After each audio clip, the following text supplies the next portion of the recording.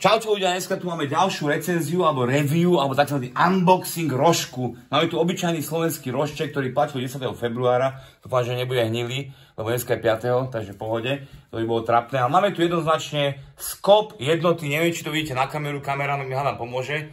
Máme tu kop jednota, hej, skop jednoty, obložený rožček, ktorý má 80 gramov, hej.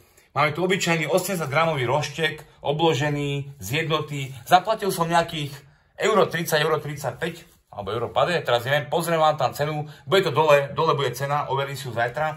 A ideme sa pozrieť, čo sme teda dostali za to euro 30, euro pade, čo sme tu vlastne dostali.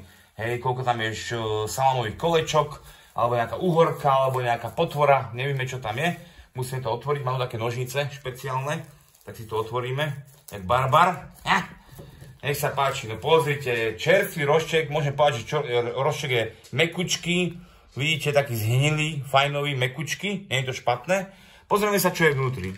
Otvoríme si, oh shit, 1, 2, 3, 4, 5. Máme tu 5 kolečok salámy, máme tu nejaké rajčinku, dve štvrtinky rajčinky, a nie je také úbohé, ale sú, aj to je paprika, toto vlastne žlté je paprika, aj tu sa schováva ešte jedna paprička, vidíte ju tuto.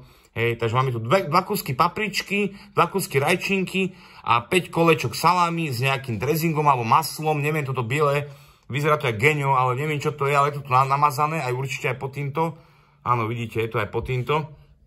Také biele niečo, no ale to bude asi syr alebo nejaké maslo, niečo. Každopádne za euro 30, euro 50 nie je to špatné. Dajte mi subscribe, dajte mi like.